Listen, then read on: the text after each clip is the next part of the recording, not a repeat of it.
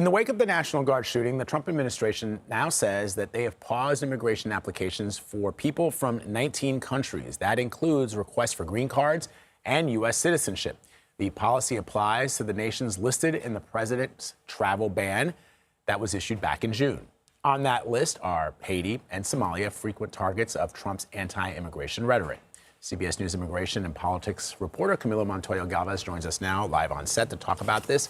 Okay, so the president is now talking about expanding this list from 19 to 30 countries. Correct. Break that down. Well, the Trump administration, in light of that shooting last week, allegedly committed by a man who was resettled under the Biden administration but granted asylum under the second Trump administration, earlier this year, the administration has been mounting this aggressive crackdown on legal immigration. It has suspended asylum cases across the country, indefinitely across all nationalities. It has also paused all immigration processing for Afghans. And importantly, it is also considering expanding that list of countries currently limited to 19 countries, mostly in Africa and Asia, that are subject to that travel ban, that face immigration and travel restrictions. That list also includes countries in this hemisphere like Haiti, Venezuela, and Cuba, and they are expecting to expand that list to about 30 countries, as you mentioned. However, they are also now instructing U.S. citizenship and immigration services to stop any adjudication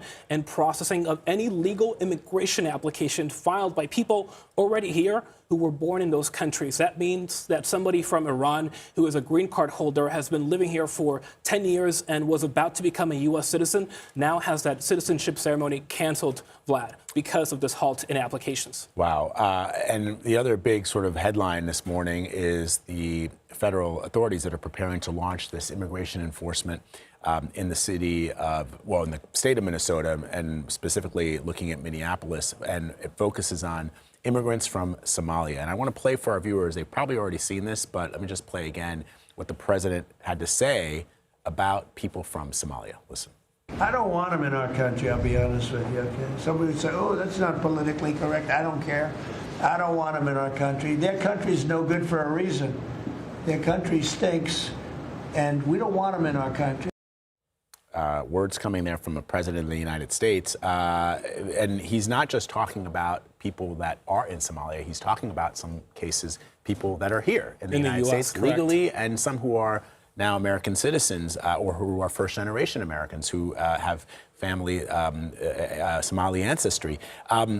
What are you hearing from the folks that you speak to about what this rhetoric is potentially doing? And I understand that there are some people who will say that there's a big story that was reported in the New York Times that some Somali immigrants took advantage of COVID legislation to embezzle funds, almost $1 billion, and perhaps there's some anger over that. But that kind of rhetoric coming from a United States president is, I don't think I've ever heard it before in my life. Well, the Trump administration, specifically the president, often cites immigrants from Somalia and countries like Haiti when he is defending that crackdown on immigration. And we are told by U.S. officials, Vlad, that ICE is indeed preparing to launch an immigration crackdown in the Twin Cities area in Minnesota, targeting primarily immigrants from Somalia who have final deportation orders, meaning people who went through the process and were ordered deported by an immigration judge. We believe that is a relatively small population because, as you underscored, the vast majority of Somali immigrants here are here legally.